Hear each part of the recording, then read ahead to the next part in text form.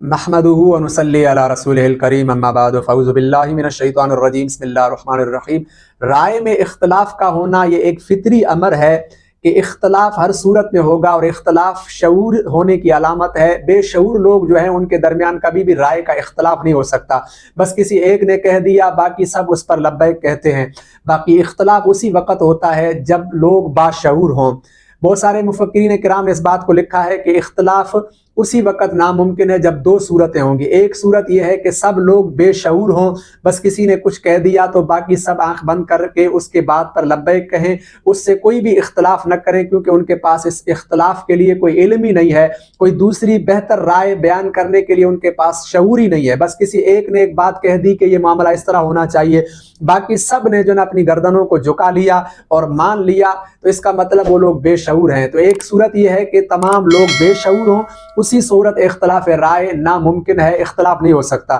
دوسری صورت یہ ہے کہ نفاق لوگوں میں ہو، لوگوں میں منافقت ہو، کسی نے بات کہہ دی اب نفاق کی وجہ سے، حالانکہ اس سے اختلاف تھا، اختلاف رکھتے تھے، ان کے عقل اور شعور میں یہ بات آ سکتی تھی کہ اس نے یہ جو بات کہی ہے یہ غلط ہے، اس کے مقابلے میں بات اس طرح بہتر ہو سکتی ہے، لیکن نفاق کی وجہ سے، تعصب کی وجہ سے جو ہے نا کسی ایک بڑے نے کہہ دیا تو سامنے جو ہے وہ اس کا رد نہیں کرتے، لیکن دل میں بات بٹھا کر بیٹھے ہوتے ہیں کہ اس نے کہا تو غلط ہے، یا اس نے جو رائے دی ہے وہ مثبت نہیں ہے، بہتر نہیں ہے، دوسری رائے بہتر ہے۔ لیکن منافقت کی وجہ سے جو ہے وہ سامنے نہیں کہتے، صرف دل میں اس بات کو بٹھاتے ہیں۔ تو صرف یہ دو صورتیں ہیں، اسی وقت جو ہے نا بہت سارے لوگ اگر مل بیٹھیں تو ان کے درمیان کسی بھی بات پر اختلاف نہیں ہو سکتا۔ باقی اگر یہ دو صورتیں نہ ہوں، یعنی لوگ باشعور ہوں اور لوگوں میں نفاق نہ ہو، تو ایسی صورت میں اختلاف رائے کا ہونا ناگزیر ہے، ہر صورت میں اختلاف رائے ہوگا۔ اب یہ اختلاف رائے چاہے دنیا کے معاملات میں ہو، دیگر ہنر ہوں، دیگر مسائل ہوں، اسی طرح دین کے بھی کچھ ایسی باتیں ہیں جن میں اختلاف رائے کا ہونا یہ بھی ایسا فطری امر ہے۔ ہاں، دین میں بہت ساری بنیادی باتیں ایسی ہیں جن میں اختلاف رائے نہیں ہو سکتا۔ دین کی وہ باتیں جو بالکل واضح ہیں، اتھینٹک ہیں، جیسے عقائد کا مسئلہ ہے، اللہ ایک ہے، اب اس میں کیا اختلاف ہو سکتا ہے یا کیا لوگوں سے رائے دی جا سکتی ہے۔ باقی اس بارے میں رائے اگر آپ پوچھتے ہیں کسی سے کہ اس وقت آیا کہ امت مسلمہ توحید پر صحیح طرح گامزن ہے یا نہیں، اس کے بارے میں آپ کیا رائے دیتے ہو، کس طرح لوگوں کو توحید کا پیغام دیا جائے، تو یقیناً مختلف رائے آپ کے سامنے آئیں گی۔ کچھ وہ لوگ ہوں گے جو کہیں گے نہیں، آج بھی لوگ توحید کو اسی طرح مانتے ہیں جس طرح صحابہ کرام مانتے تھے، لیکن کچھ لوگ آپ کو ایسے بھی ملیں گے جو کہیں گے نہیں، اس وقت لوگوں کے ذہنوں میں جو ہے نا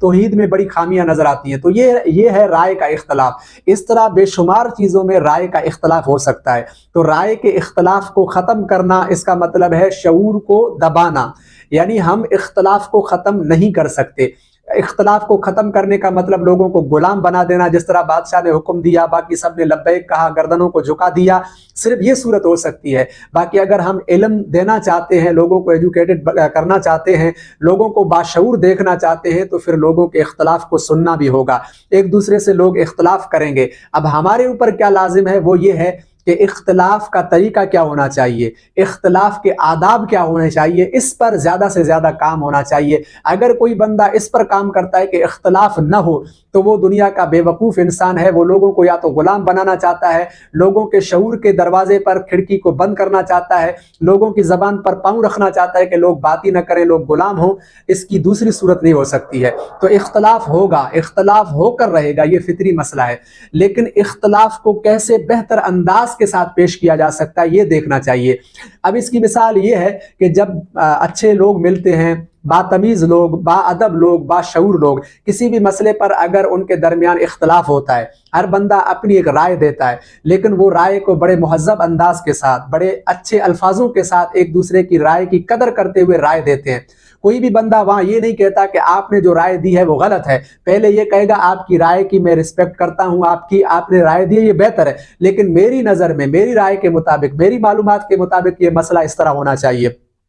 لیکن جب بے شعور لوگ ملتے ہیں وہ اگر اختلاف کرتے ہیں تو پھر بدتمیزی کرتے ہیں، دوسرے کو سامنے سے ٹوکتے ہیں کہ آپ نے جو بات کہی ہے وہ بالکل غلط ہے، ایسا نہیں ہو سکتا، تو یہ بے شعوری کی علامت ہے۔ ان لوگوں کو تمیز سیکھنی چاہیے۔ باقی اختلاف ایک دوسرے سے کر رہے ہیں یہ کوئی غلط نہیں ہے، تو اختلاف کا طریقہ ہمیں سیکھنا چاہیے، اختلاف دلیل کے ساتھ ہونا چاہیے۔ اگر آپ کسی کی رائے کو رد کرتے ہیں تو آپ کو بہتر دلیل دینے کی ضرورت ہے، اور پھر دلیل میں بھی آپ الفاظوں کو بہتر استعمال کریں گے۔ دلیل سخت تو ہو سکتا ہے، مثال کے طور پر آپ کسی سے اس بارے میں اختلاف کرتے ہیں، کوئی ایسا عمل کر رہا ہے جو آپ کی نظر میں شرک ہے یا کفر ہے، تو آپ یہ تو کہہ سکتے ہیں کہ یہ کفر ہے یا شرک ہے، لیکن آپ اس کو گالم گلوچ کر کے یا اس انداز کے ساتھ بدتمیزی کر کے اس کی بات کو رد نہیں کر سکتے، اس کی بات کو واضح نہیں کر سکتے یا حکم نہیں لگا سکتے۔ تو دلیل تو سخت ہو سکتا ہے، لیکن دلیل کا انداز نرم ہونا چاہیے، اس میں جو الفاظوں کا چناؤ ہے وہ نرم ہونا چاہیے۔ جب ہم کسی کی رائے کو رد کریں یا کسی پر حکم صادر کریں تو اس میں الفاظوں کا بہتر چناؤ ہونا چاہیے۔ ہم کسی سے بھی بحث کرتے ہیں، اختلاف کریں